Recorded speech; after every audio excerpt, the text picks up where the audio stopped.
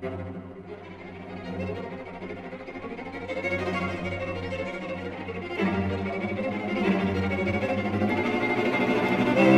va commencer.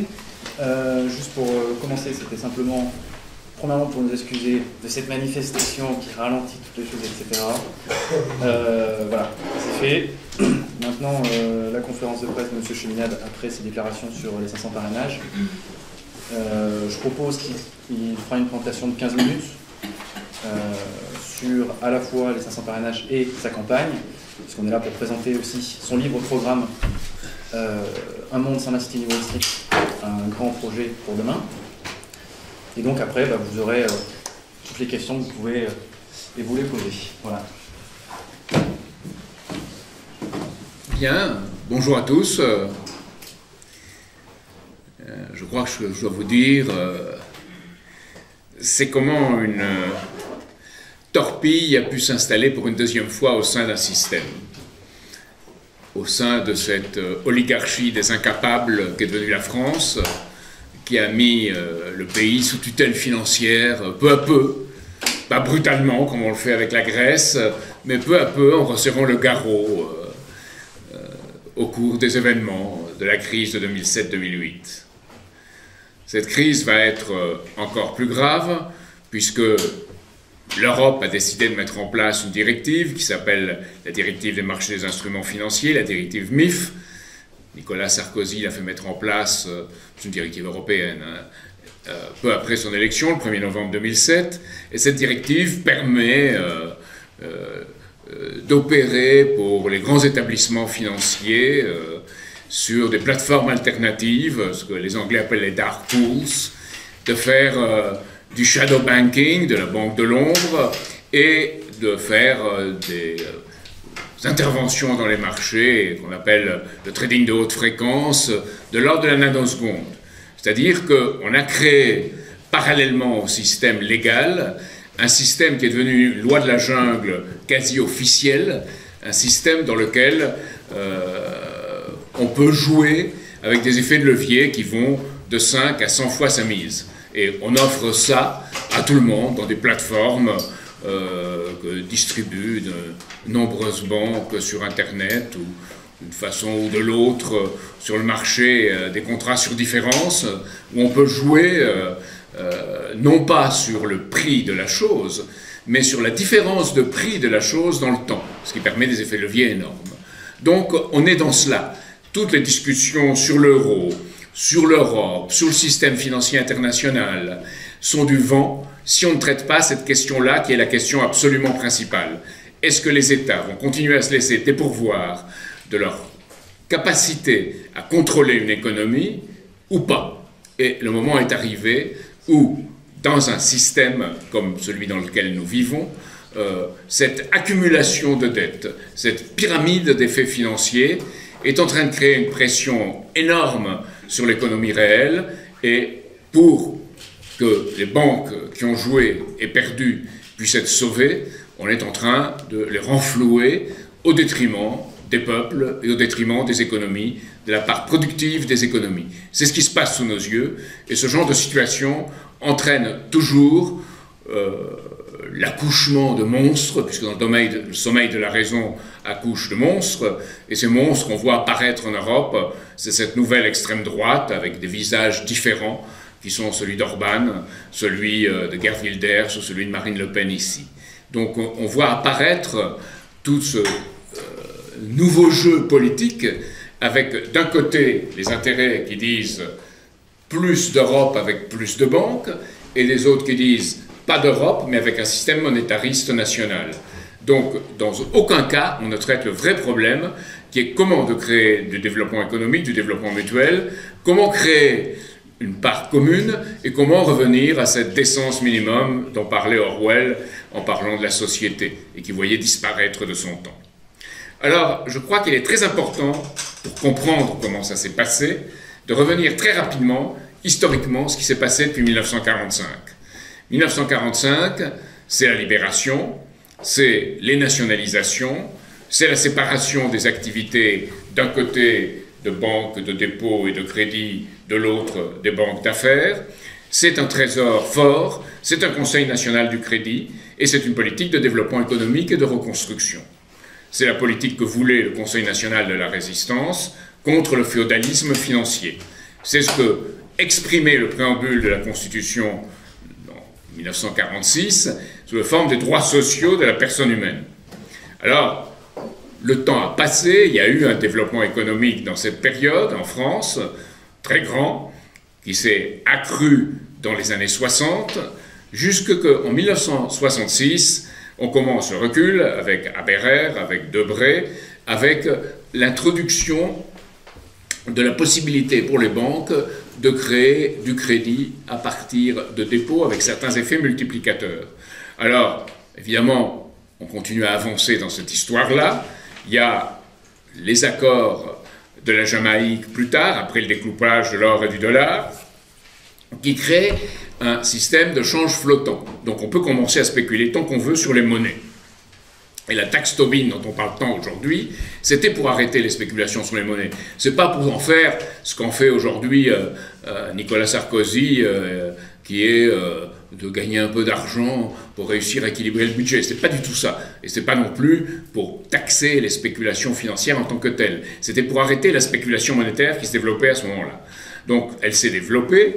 Vous avez peu à peu le système qui s'est décomposé dans ce sens-là. C'est la fameuse loi dont tout le monde parle aujourd'hui et dont j'ai parlé le premier du 3 janvier 1973, qui fait que la Banque de France ne peut que dans des conditions extrêmement difficiles, avec un vote du Parlement, faire des avances au Trésor. Le Trésor est obligé de se financer par des banques, et les banques empruntent à un certain taux et prêtent au Trésor à un taux plus élevé. Donc à partir de ce moment-là, se crée une sorte de symbiose entre les banques et le Trésor, et se crée un système prédateur. Jusqu'en 1984, où Jacques Delors, selon le plan de Jacques Delors, on crée la Banque universelle, on réunit les activités de banque. En 1986, c'est le Big Bang à Londres, avec tous les montages deviennent possibles, les banques américaines s'installent à Londres, et il se crée une véritable oligarchie financière d'État un peu partout. Et c'est la période de la loi de la jungle, du libre-échange, d'une Europe qui se fait plus autour d'un vouloir vivre en commun, mais une Europe qui se crée autour de banquiers centraux qui, à partir de la Banque centrale européenne, font une politique qui a une priorité, pas du travail humain, mais financière. Et peu à peu, on arrive, avec ce qui se passe aussi, bien entendu, aux États-Unis, en Angleterre et ailleurs, on arrive à un système financier qui ne peut plus tenir, la crise éclate. J'avais annoncé en 1995 qu'elle se produirait dans 10 à 12 ans, elle s'est produite en 2007-2008, et depuis, il y a ce marché des instruments financiers qui fait qu'on a aggravé encore les conditions dans lesquelles tout opère. Donc on n'a pas résolu cette crise, au contraire, on l'a aggravée en la prolongeant par les moyens artificiels vers l'avenir. La commission Angelides aux États-Unis, la commission de la Chambre des représentants, l'a dit très directement et très crûment. La commission Emmanueli Mancel l'a dit avec beaucoup plus de diplomatie en France. Donc, parallèlement à cela, on a vu un saccage social, une désindustrialisation, 2 millions d'emplois perdus depuis 1980, 100 000 dans ces 2 dernières années, une financiarisation aberrante de l'économie, en particulier en France et en Angleterre. Les banques françaises, si on les juge d'après les actifs, représentent 8 000 milliards d'euros, et les banques britanniques 9 000 milliards, les américaines seulement 6 000 milliards. Donc il y a eu une grenouille qui s'est fait plus grosse que le bœuf en France et en Angleterre, avec, en termes d'actifs financiers, BNP Paribas, qui est devenue la plus grande banque du monde, avec 2 900 milliards. En capitaux propres, en capitalisation boursière, c'est beaucoup moins, puisque BNP Paribas ne peut couvrir qu'environ 3% ses engagements financiers qui sont dans ses actifs, et les autres, probablement encore moins. Et on a vu la première qui a sauté, Sodexia, et ce qui est sur le bloc sanitaire aujourd'hui, c'est Groupama, en tant que société d'assurance. Donc on est à la fin d'un système, et tout le monde dans cette élection présidentielle va parler de telle ou telle question, sans toucher au point fondamental. On a vu le casting de Nicolas Sarkozy hier, où c'est le casting permanent. on soulève un certain nombre de questions, on fait président alors qu'on est en train de faire campagne comme candidat, on évoque des mesures qui prendront beaucoup de temps à être mises en place, on les jette en vrac. Donc on a vu ça, je ne veux pas accuser Nicolas Sarkozy en particulier, mais on a vu ça un peu partout, et derrière, il y a une volonté d'austérité et de rigueur qui a été affirmée par le gouvernement allemand, alors que Sarkozy dit « Ah, l'exemple de l'Allemagne, l'Allemagne, l'Allemagne », alors qu'en réalité, en Allemagne, si on regarde les salaires, quand vous tombez au chômage, un quart touche 364 € par mois, ceux qui n'ont pas réussi à contribuer assez auparavant, et les autres trois quarts, touchent 60% de leur dernier salaire, avec, dans un contexte de flexibilité et d'insécurité très grande.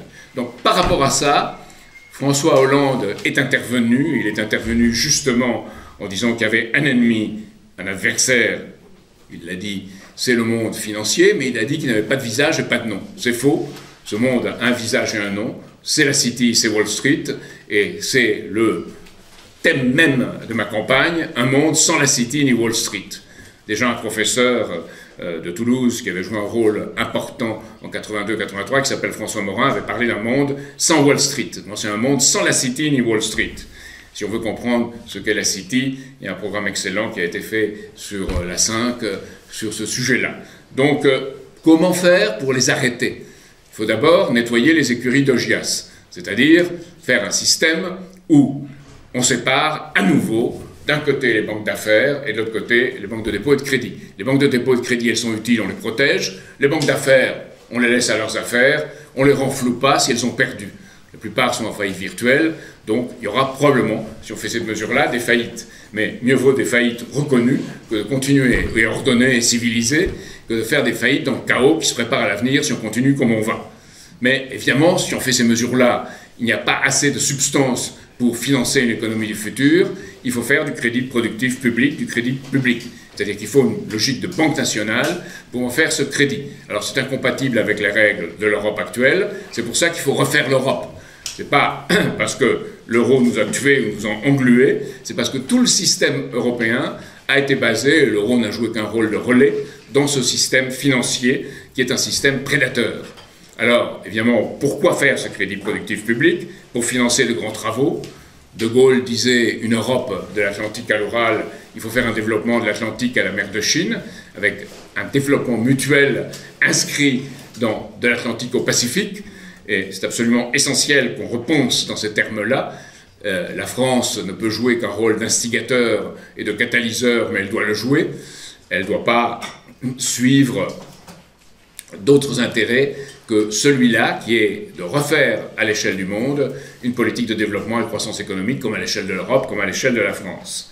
Alors, pour ce développement, il faut faire une politique d'équipement de l'homme et de la nature, bien sûr, et cet équipement, on ne peut pas le faire en revenant à des formes d'énergie moins denses ou à des formes de technologie moins denses. Et c'est de ce point de vue que je suis partisan de l'énergie nucléaire, pas le nucléaire tel qu'il est, avec le procédé Westinghouse, mais le nucléaire de l'avenir, avec les réacteurs à neutrons rapides, les réacteurs à sel de sodium, à sel de tritium et à sel fondu, et d'avancer dans ce sens plus vite qu'on ne le prévoit.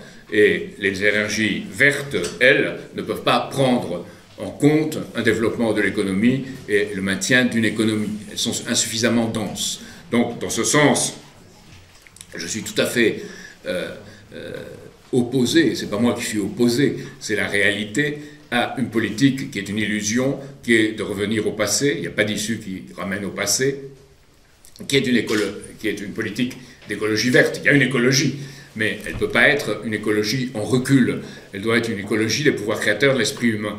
Les pouvoirs créateurs de l'esprit humain s'expriment en connaissant des lois nouvelles de l'univers, en les appliquant et en les développant. Ça veut dire le nucléaire, et un nucléaire lié à la justice sociale, lié au développement économique, un nucléaire citoyen, et un nucléaire qui soit transparent. Pas un nucléaire de la sous-traitance, et un nucléaire de vieille technologie qu'on presse comme un citron. Donc il faut cet avenir-là, et ça suppose qu'on développe la créativité humaine, c'est-à-dire la capacité créatrice des enfants, qu'il n'y ait plus une éducation basée sur un modèle où principalement sur des formes mathématiques ou algébriques, mais qu'il y ait une véritable éducation des pouvoirs créateurs et que, comme le montrent les manifestants qui passent là, qu'il y ait des éducateurs et qu'on ne passe pas une politique où on supprime des RASED, on supprime des enseignants et on crée une situation où on jette dans le bain, littéralement, sans préparation des enseignants qui n'y sont pas prêts et dans des conditions très difficiles. Donc il y a une forme d'éducation qui doit être le fondement de toute une société et du développement des pouvoirs créateurs dans absolument toutes ces sociétés. Donc cela forme un ensemble cohérent, et cet ensemble cohérent, je le vois défendu par personne. Je vois personne ayant ce sens global de la manière dont les choses peuvent avancer. Et personne n'a le sens de quelle alliance de peuple, quelle alliance de pays on peut faire pour briser ce garrot de l'oligarchie, d'une oligarchie financière qui est destructrice, et arrêter le césarisme chez nous par une mobilisation citoyenne. Car il y a un véritable césarisme. Nous avons au pouvoir quelque chose qui ressemble un peu au général Boulanger. Donc, il faut faire pour ce développement économique, pour cet avenir, il faut mobiliser les énergies, mobiliser les moyens au XXIe siècle pour la paix, et pour la paix par le développement mutuel, comme au XXe siècle, on l'a fait pour la guerre. C'est-à-dire qu'on a su le faire que pour la guerre au XXe siècle, cette fois il faut le faire pour la paix, pour le développement économique. Donc l'idée, c'est de transformer une population qui est pessimiste aujourd'hui, et on la comprend, qui est amorphe, et on la comprend, qui ne croit pas que ses petits-enfants et ses enfants vivront mieux qu'elle, et on la comprend, de faire de cette population un peuple qui croit à l'avenir. Et cela suppose qu'on redonne un sens de mission, un sens de futur à la France et à l'Europe. Et non seulement à la France et à l'Europe, mais ce que Victor Hugo appelait la République universelle. Et qu'on ait un sens de cet accord entre le développement de la France, le développement de l'Europe et le développement de la République universelle. C'est ce que nous appelons un pont terrestre de développement. Donc ce pont terrestre de développement devrait être une alliance entre États souverains pour remettre l'argent dans le travail, l'équipement et l'avenir, et pas l'argent dans le court terme financier et dans une sorte de présent qui s'impose au futur et qui ne tient pas compte du passé. Donc voilà ce qui peut redonner un sens à l'histoire. Alors, dans ce sens, et par rapport à ce moment de l'histoire, on dira, mais vous êtes tout petit, qu'est-ce que vous allez faire là-dedans? Comment vous pourrez faire quelque chose? Eh bien, il y a, je pense, dans ces moments de l'histoire de crise, un moment où une population, un peuple peut se ressaisir.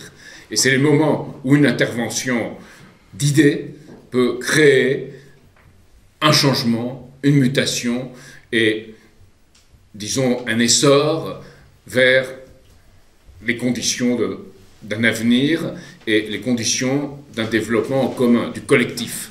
Ce que Jean-Paul Delevoye appelle sortir d'une société comptable pour sortir vers une société, j'ajouterais, de vision et de projet. Et une des choses particulièrement concernantes de cette campagne présidentielle, même Fitoussi l'a remarqué, moi aussi, c'est qu'on parle beaucoup de combien ça coûte, et on raisonne comme si on pouvait analyser le coût sur un corps qui est malade. C'est comme si en 1940, on avait voulu établir comment on allait développer la France, alors qu'elle était sous l'occupation allemande. Maintenant, c'est une occupation financière. Donc, on vit sous cette occupation-là. Et on ne peut pas calculer, on ne peut pas faire des analyses de coûts à partir de cela. Ce qu'il faut faire, c'est de penser quel projet, quelle vision permet un développement. Et alors oui, penser avec quel pays, comment on va le faire ensemble, et quel rôle peut jouer la France, inspirateur, catalyseur, instigateur. Comme moi, au sein de cette élection présidentielle, je peux être instigateur, catalyseur et inspirateur. C'est ce que je voudrais être dans ces conditions, et ce que j'essaierai d'être. Donc, de ce point de vue-là, évidemment, il y a des textes que tout le monde a oubliés et qu'on viole allègrement, et pourtant on a signé. C'est le préambule de notre Constitution, les droits sociaux, c'est le programme du Conseil national de la résistance du 15 mars 1944, dans ce programme où on dit que le combat contre le féodalisme financier est la priorité. C'est la déclaration de Philadelphie du 10 mai 1944, fondatrice ou refondatrice de l'Organisation internationale du travail, où on dit que le travail n'est pas une marchandise, et toujours la justice sociale et le développement économique doivent s'imposer au détriment du financier. Et c'est ce que, quelque part, Mendès France avait dit dans la République moderne, c'est-à-dire qu'on avait dépassé la loi de la jungle et qu'il s'agissait de réunir ensemble les volontés et les compétences. Depuis, on a reculé. Depuis 1962, on a reculé et on est passé à une situation qui est une véritable situation de retour au libéralisme financier du 19e siècle avec les moyens du népotisme d'État du 20e siècle et du 21e siècle. Donc c'est cela qu'il faut changer. Et de plus, je pense à la Déclaration universelle des droits de l'homme, qui me paraît fondamentale, surtout au moment où on les viole, et où un président comme le président Obama aux États-Unis a prévu de mettre en place une loi, National Defense Authorization Act, qui prévoit que n'importe où dans le monde, des gens soupçonnés de terrorisme, d'être partie prenante à Al-Qaïda ou ennemis de l'État américain, pourront être arrêtés, qu'ils soient citoyens américains ou pas. Donc, viol de la Constitution. Et on voit ici aussi, peu à peu, toute une politique qui ne tient plus compte des valeurs fondatrices de la République. Je pense que les maires qui ont signé, pour moi, au niveau local, s'aperçoivent qu'on veut dépourvoir les communes et les briser pour qu'il n'y ait plus d'opposition à la base contre cette austérité financière prédatrice qui détruit tout. Et évidemment, vous me direz qu'il y a d'autres candidats qui ont des éléments de ce discours, mais jamais aucun n'a les éléments complets.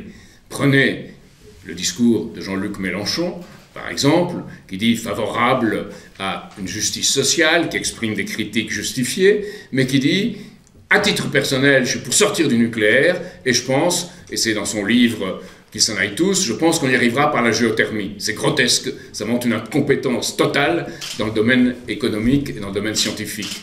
Vous avez beaucoup d'autres qui ne proposent rien, il n'y a rien sur l'économie physique, l'économie réelle, l'économie productive, donc tout le reste est un discours vide. Et on en apprend tous les jours. Je viens de lire dans le Parisien, j'espère que c'est faux, que Jean-Marie Le Pen avait signé pour Nicolas Dupont-Aignan en 2006-2007. Je ne sais pas si c'est vrai, ça m'étonne, mais parlons de Dupont-Aignan. Par exemple, lui attaquera l'euro, il attaquera le système de l'euro, mais il en reste là. Il n'y a aucun plan d'avenir, aucun plan de développement, aucun plan de futur. Il sera partisan de la séparation des banques, mais le crédit public, il n'y a pas d'idée, et il n'y a pas d'idée pour quoi faire, quel type de projet, quel type de développement. Alors, de ce point de vue-là, pour moi, deux priorités, le développement du Sud, le développement du tiers-monde et l'Afrique. Et il est scandaleux que cette question de l'Afrique ne soit pas posée dans la campagne. La question de l'Afrique, qu'est-ce que c'est? C'est remettre en eau le lac Tchad, c'est faire le canal de Jonglée, faire éventuellement ce que l'ingénieur Rouder au XIXe siècle voulait faire, c'est-à-dire réirriguer les Tchots au sud de la Tunisie, proposer un projet à la Tunisie. Parce que la Tunisie, tout le monde s'est extasié sur la révolution de Jasmin, mais on n'a rien fait pour la Tunisie, et nous avons un ambassadeur qui n'est pas particulièrement reluisant dans le genre. Donc on a toute une politique dans ce domaine à refaire vis-à-vis de l'Afrique, et on a toute une politique à faire également vis-à-vis des buts communs de l'humanité, c'est-à-dire une politique de l'espace, une véritable politique de l'espace, dans laquelle on pense l'avenir, et ce que Dimitri Rogozin, qui était à l'époque ambassadeur russe à l'OTAN, a appelé une initiative de défense terrestre, c'est-à-dire une initiative où les pays mettent en commun leurs moyens dans l'espace avec des satellites pour prévenir le lancement de missiles et la guerre sur Terre, et également une veille spatiale pour préparer évidemment une grande aventure qui irait de la Lune jusqu'en Mars, et en même temps prévenir ce qu'on commence à voir aujourd'hui apparaître ici ou là dans la presse, la chute éventuelle de corps célestes sur la Terre. Alors, tout ça paraît bien loin, et c'est bien loin, mais il faut commencer et donner à l'humanité un sens de son avenir, à une époque où on commence à localiser peut-être des planètes rocheuses de nouvelles terres, donc où il y a en même temps un impératif de justice sociale immédiat sur Terre, et en même temps une grande aventure à poursuivre à l'avenir. Et ces deux choses-là, si elles ne vont pas ensemble, signalent pour notre Terre, mais aussi pour l'Europe, une extinction des volontés créatrices, et toujours, comme on l'a vu après la crise de 29, si on fait une politique d'austérité comme celle de Brüning en Allemagne en 30-32 ou celle de Laval en 35 en France, On va directement à une politique de guerre de tous contre tous et de guerre tout court. Et si Hitler a pu paraître en 1933 en Allemagne, ça a été différentes conditions historiques bien sûr, mais celle-là est la principale, avec des milieux financiers dont celui de la famille Bush à l'époque, Prescott Bush, l'ancêtre de la famille Bush, qui a alimenté sa montée au pouvoir, ses intérêts financiers, qui ont cru qu'ils pouvaient dominer un monstre, mais qui l'ont produit. Et ces monstres, je les vois ressurgir aujourd'hui dans l'Europe actuelle, et on voit tout un discours extérieur de démocratie, de droits de l'homme, mais on s'aperçoit que derrière, si on fait une politique comme celle qu'on impose à la Grèce, bientôt au Portugal, et peut-être même un jour à la France, qui commence de façon sournoise et indirecte en France, on arrivera très vite à une situation de rupture dans le monde, très grave, qui sera une désintégration financière avec un risque de guerre. Donc c'est ces choses-là que je voudrais dire dans la campagne, et qui me paraissent absolument fondamentales à ce moment de l'histoire, et que je n'entends pas les candidats se placer dans ce réel moment de l'histoire, qui est un mouvement à la fois tragique et en même temps de grand espoir, parce que c'est dans la tempête qu'on se ressaisit toujours. Voilà ce que je voulais dire aujourd'hui.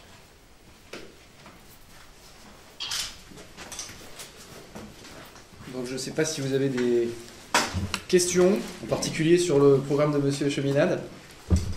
Je vous écoute, on peut en prendre quelques-unes. Tout à l'heure, vous êtes considéré comme une torpille. Pourquoi vous utilisez cette expression? Parce que c'est le poisson torpille. C'est une plaisanterie, bien sûr. Kundera en parle dans ses romans. Donc c'est quelque chose qui apparaît dans le système et qu'on a nié. Je ne dois pas exister pour le système en place. Après que le Conseil constitutionnel ait rejeté mon compte de campagne, après que je sois allé à Grenoble, invité par le mouvement des jeunes socialistes, et qu'on m'ait cassé le nez avec une violence physique réelle que j'ai enregistrée, je devais disparaître de la scène politique. Et aujourd'hui, vous pouvez voir les éclats de voix et les fureurs de gens du Front National après que j'ai annoncé les 500 signatures. Ils disent que ce petit type qui représente rien, ni personne, et les signatures, encore que... faut-il encore que les maires transforment leurs promesses en réalité. Et Marine Le Pen ne pas la voir, la vague bleue marine, c'est terrible. Ben non, quand on voit son père dire la vérité, c'est-à-dire que dans cette réunion du FPO en Autriche, où Marine Le Pen est allée danser, le père a dit « j'étais aussi », et c'était l'Europe du 19e siècle, la Vienne des Habsbourg, la Vienne de ce qu'il y avait de pire dans l'Europe de cette époque et qui a entraîné en grande partie la guerre de 14. Et il dit en plus, et c'était si vous voulez Strauss sans Cannes, c'est inadmissible. Et Marine Le Pen a dit par derrière, ah c'est qu'un jeu de mots, c'est de l'humour. C'est parfaitement inadmissible. Voilà. Alors de ce point de vue-là, je pense qu'il y a chez les autres candidats au cours de cette campagne, ils se révéleront eux-mêmes et ils révéleront qui ils sont. Et si les journalistes font bien leur métier et les mettent sous la sellette, comme je veux qu'on me mette sous la sellette aussi, eh bien, on verra. Il ne s'agit pas de faire ces cérémonies françaises où les gens en place bénéficient de journalistes qui font rire tous les anglo-saxons. Vous fustigez Nicolas Sarkozy et François Hollande, mais finalement vous proposez et la TVA sociale et la séparation des banques d'État et des banques d'investissement, des banques de dépôt et d'investissement. Finalement, vous proposez un combo des deux. Je ne sais pas si vous avez bien lu ce que j'ai dit. Alors je vais rectifier et expliquer. D'une part, ce qui me paraît le plus intéressant, c'est le crédit public. C'est ça qu'il faut pouvoir mettre en place. Alors, pour ça, il faut d'abord nettoyer pour pouvoir faire. Et c'est séparer, pas les activités de banque, les banques elles-mêmes, pas sous le même toit. Donc je vais beaucoup plus loin que François Hollande. Je pense qu'on ne peut pas combattre le monde de la finance à moitié, comme on ne peut pas faire un enfant à moitié. C'est l'exemple que les gens doivent comprendre. On ne peut pas le faire. Et Hollande se voit très vite embarqué dans une guerre dure, et s'il l'amène, je le soutiendrai. S'il ne l'amène pas, eh bien, je le critiquerai. Ça, c'est la première chose. La deuxième, en tant que Nicolas Sarkozy, sa TVA sociale, elle n'est pas plus sociale qu'autre chose au monde. Ce que je propose, au contraire, c'est une mesure qui permette, à court terme et assez rapidement, de faire payer par les importations toute une politique sociale. Mais sur la TVA sociale, ce que je dis, d'accord, vous pouvez l'avoir, le patronat peut l'avoir, mais à condition d'élever le SMIC en 3 fois et très vite de 300 €. Et là, vous n'aurez pas d'excuse. Et ils sont coincés. Alors comme Nicolas Sarkozy propose en fait que ce sont les cotisations patronales et encore pour les salaires élevés qui soient favorisées et pas les cotisations salariales, ça a été dit. Vous les coincerez là-dessus? Pardon? Vous les coincerez là-dessus, comme vous dites? Oui, bien sûr. J'espère les coincer sur beaucoup de choses, pas seulement celle-là. Notamment sur la question de la culture qui me paraît fondamentale. Enfin. Je reviens sur le nouveau front polytechnique, son nom indiquant que sa valeur sera étayée par la recherche, l'équipement de l'homme et de la nature et la mise en œuvre de technologies de pointe. Est-ce que vous pouvez développer un, parce que là j'ai rien compris. Excusez-moi, je ne vous ai pas... Sur le front polytechnique. Le front... Ah oui, le front polytechnique, c'est... Il faudra le faire lorsque les conditions se présenteront. Pour l'instant, dans un premier temps, comme le système de l'euro est en train d'exploser, ce qu'il faudra essayer de faire, c'est d'avoir une monnaie commune, comme ça a été proposé par certains, une monnaie commune, et on peut la faire très vite, parce que sur les billets et sur les pièces de monnaie, il y a inscrit les différents pays, à condition d'avoir cette monnaie commune, qui nous permet de faire une politique qui soit une politique de développement économique, de grands travaux, et qu'on fasse en même temps Glass-Steagall, c'est-à-dire cette séparation de banques, comme l'avait fait Roosevelt, comme nous l'avions à la Libération, c'est-à-dire le système de la Libération, plus un système de crédit public avec l'association de banques nationales qui fasse du développement. Aujourd'hui, l'Allemagne ne le voudra pas, c'est clair. Donc, si l'Allemagne ne le veut pas, qu'est-ce qu'on va faire? Et il faut pouvoir faire quelque chose qui nous mette dans la situation d'être inspirateur et de proposer. Et je l'ai appelé Front Polytechnique, parce que l'école polytechnique, au moment de la Révolution française, était une école qui a pensé en termes de projets, en termes de travaux, en termes d'avenir, et pas un franc dans le domaine purement monétaire. C'est pas un franc monétaire, c'est pas un franc monétariste. Et si vous voulez opposer, nous avons aujourd'hui un fédéralisme monétariste, qui est celui de l'Europe, et un national monétarisme, qui est celui de Marine Le Pen et compagnie. Donc, vous n'avez pas une politique qui soit basée sur autre chose, c'est-à-dire sur le financement de l'économie physique, son développement, la recherche et des grands travaux qui soient à une échelle qui soit européenne et qui dépasse l'Europe. C'est ça qu'il faut pouvoir mettre en place et que la France doit proposer. Alors, elle ne peut pas le faire seule, mais elle doit se fonder sur ça pour dire il faut faire quelque chose. Et si les autres ne le font pas, on doit, à titre transitoire, avoir une politique défensive, et c'est ce que je décris là, comme au moment de la grande crise asiatique, la Malaisie a pu le faire avec un certain succès. Mais c'est que transitoire. Vos grands travaux parlaient du lac Tchad, les chocs tunisiens et la souveraineté des États dans ça Sur la souveraineté des États. Mais on leur propose, s'ils n'en veulent pas, on ne les prenne pas. Hein. C'est de proposer, d'être capable de proposer. Je suis sûr qu'ils le prendront. Si on leur dit, voilà, il y a du génie civil et militaire qui iront au Tchad, qui travailleront sur le lac Tchad, et qui, au lieu d'avoir des bases ou de prendre l'uranium, iront faire du développement et remettront dans le lac Tchad et rendront un milieu de vie où les agriculteurs, les pêcheurs et les transhumants, qui sont généralement des peuls qui ont du bétail, on pourra faire ensemble un développement où il y a un intérêt mutuel. Et je suis sûr qu'il y a beaucoup d'intérêt, mais dès qu'on en parle, il y a un intérêt dans les pays africains, puis on vous dit « Ah, c'est pharaonique, c'est pas possible, c'est terrible, vous vous rendez compte, 100 milliards. Bon, » D'habitude, c'est probablement pas 100 milliards. Et quand je vois la Banque Centrale Européenne prêter à 3 ans 489 milliards à 1% aux établissements financiers, eh bien, je ris doucement de l'hypocrisie des gens en place. Maintenant, je crois que toute la question que tous mes confrères veulent vous poser, et moi aussi, c'est sur les parrainages. Alors, est-ce que vous pouvez nous expliquer, parce que certains disent que c'est un coup de bluff.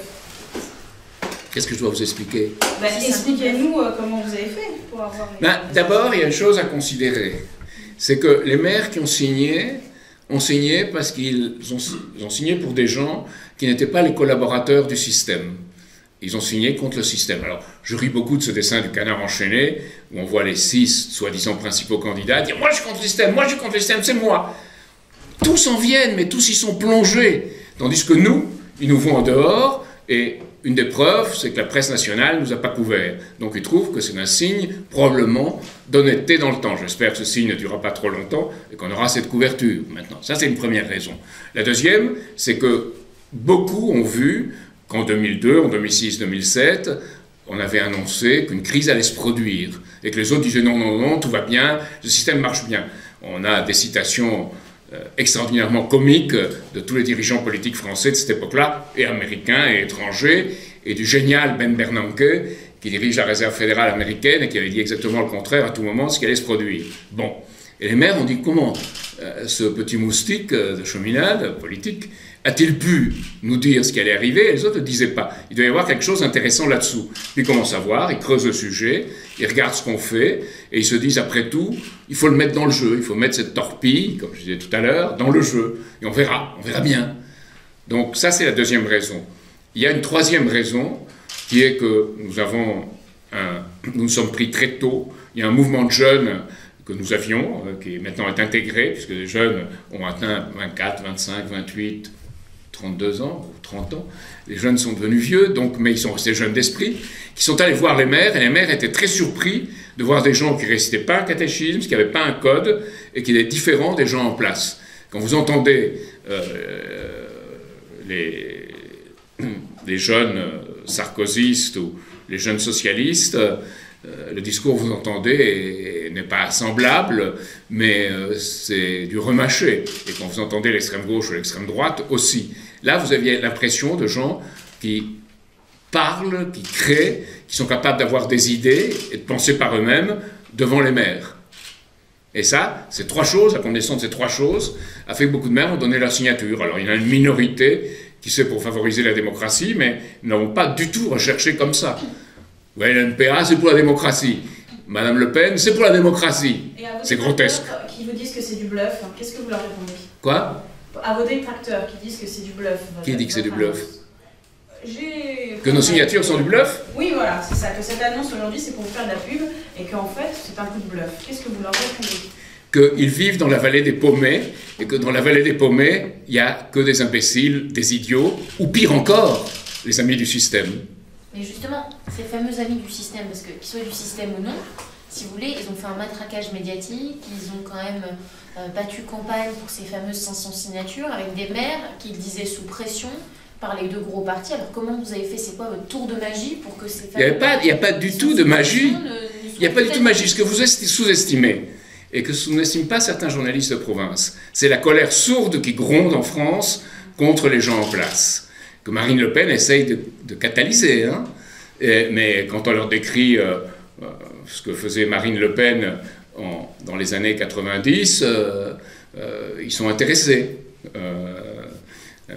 Quand il y a une chose très intéressante dans ce que disait un jeune du Front National dans le système Le Pen, ou les réseaux de Le Pen, quand il dit « nous autres, à l'extrême droite, les nouveaux du Front National, les jeunes, nous intéressions plus à ces affaires d'avortement, à ces affaires de sexe, ne nous intéressait plus. Ce qui nous intéressait, c'est le pouvoir, c'est d'arriver et de représenter ou de prendre au passage les gens, des peurs ou des attachements des gens. Et il dit nos références culturelles étaient les mêmes que ceux d'en face, de l'extrême gauche. Et c'est absolument vrai.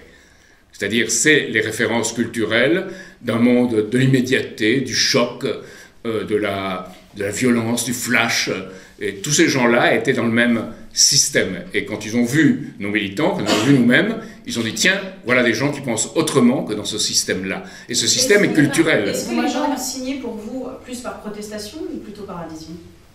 Par adhésion ou par protestation? Parce que vous êtes dans un discours de la protestation. Je pense qu'ils ont signé pour les deux. Il y en a qui ont signé plus par protestation, d'autres ont signé par adhésion, parce qu'on leur envoie régulièrement des mails, on leur envoie tous mes éditoriaux qu'ils peuvent lire. Donc, ils sont les plus informés directement par ce que nous faisons. L'adhésion à la pratique du chant choral, je disais, la pratique du chant choral, la musique classique ou des liaisons vers Mars. Beaucoup, ça leur paraît intéressant. Beaucoup, ça leur paraît intéressant parce qu'ils se disent, voilà quelque chose d'intéressant. Vous savez, toutes les années 60 étaient marquées par cette idée de l'espace, par cette idée qu'il y avait des possibilités. L'homme est curieux. Hein. Quand on est curieux, Bradbury l'a mieux décrit. Quand on est curieux, on a envie d'y voir, d'aller y voir. Donc ça sera très difficile et ça prendra beaucoup plus de temps qu'on ne le croyait.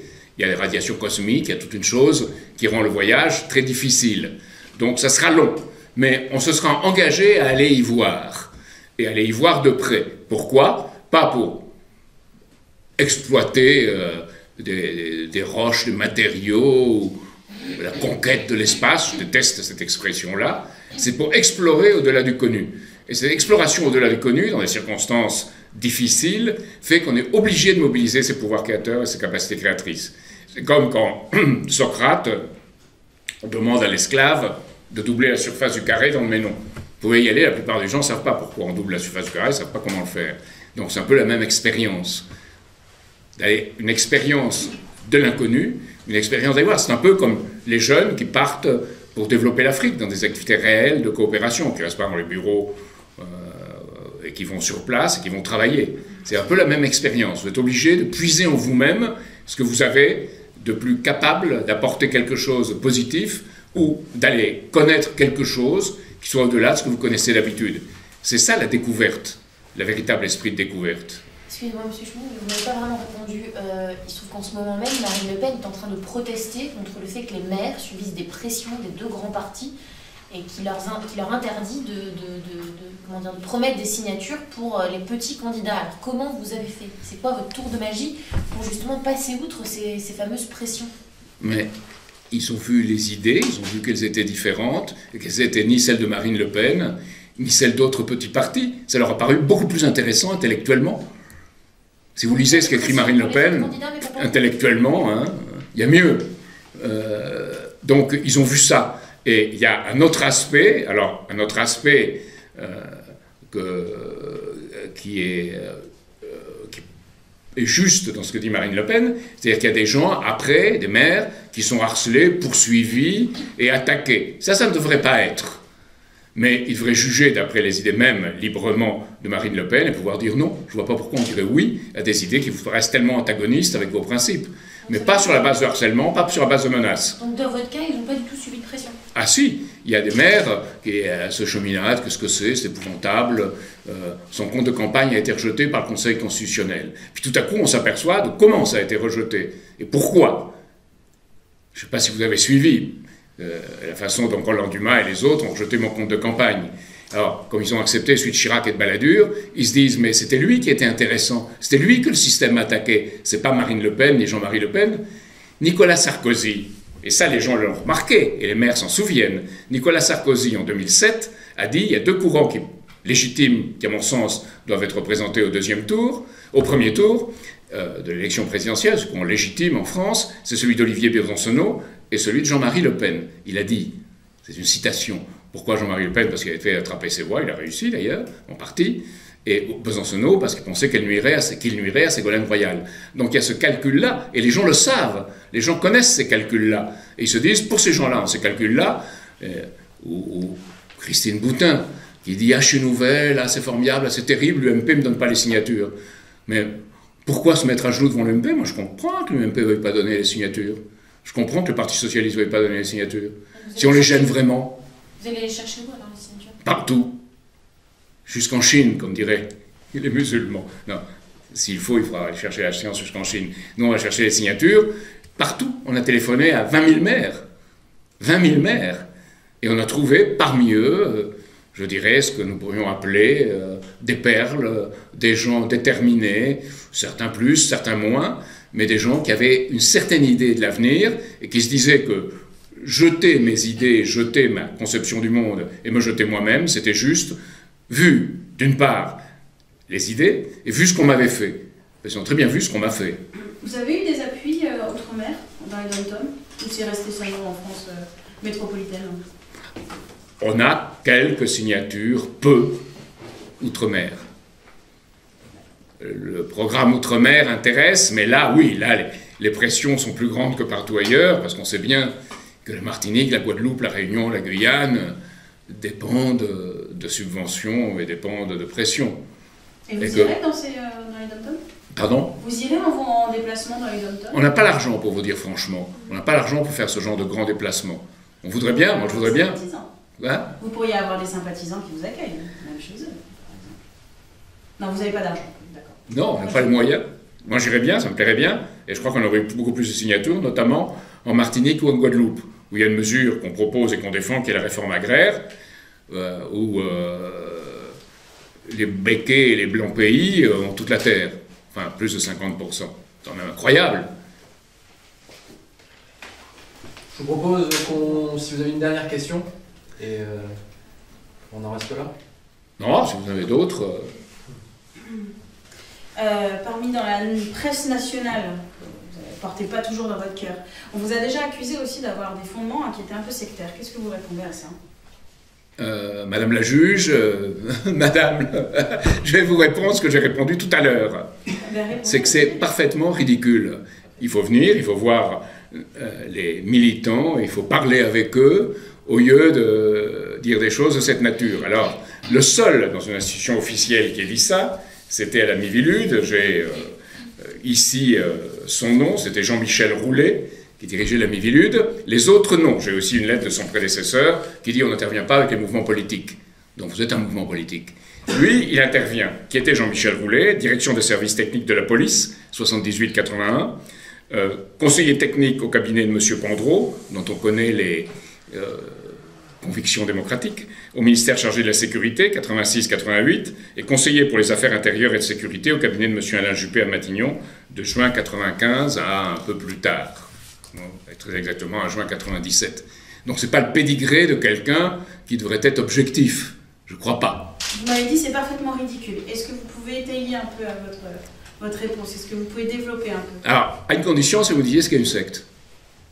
Bah dites-moi, moi je veux... non, moi, je ne vois pas vous prononcer un mot. Je sais pas, je suis perplexe. Vous êtes là, vous savez, répondez ou pas, mais... J'ai lu le livre de Philippe Robrieux sur le Parti communiste qui s'appelait La secte.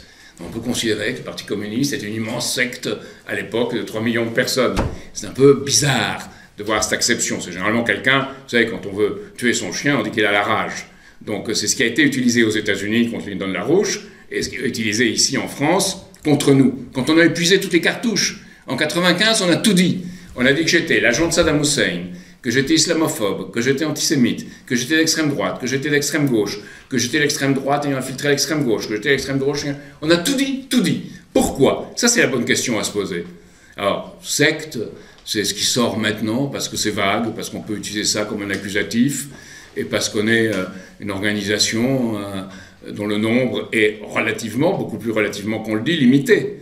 Moi, ce qui m'étonne, c'est que la secte des journalistes n'ait pas cherché pourquoi ce qui m'était arrivé en 95 et ce que je dénonçais de Chirac et de Balladur à l'époque. Pas beaucoup de courage. Alors aujourd'hui, on a plus de courage, mais c'est plus facile. Donc, si vous voulez, des comportements de sectaires et des comportements de charlatans, je hais cela. Et je répondrai, si vous voulez, la meilleure réponse qu'on puisse faire, c'est que nous adorons rire du respect qui n'est pas dû, de tous les respects qui ne sont pas dus, et que c'est très rabelaisien. Donc, c'est l'esprit de Rabelais qui fait que nous avons des rapports, disons, assez insolents vis-à-vis de ceux qui ne méritent pas le respect.